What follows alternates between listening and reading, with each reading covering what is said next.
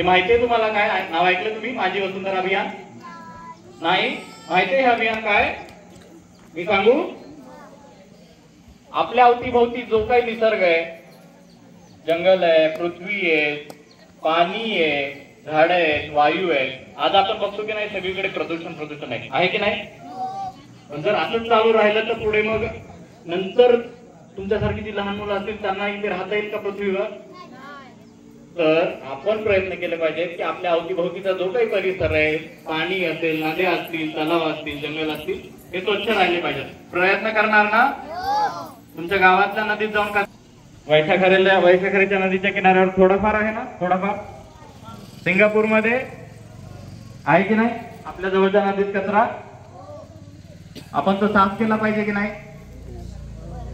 तर आपण सगळ्यांनी एकदा शपथ घेऊया, प्रयत्न करूया की हा कचरा आपण तिथे टाकणार नाही जो आधी लोकांनी टाकलाय.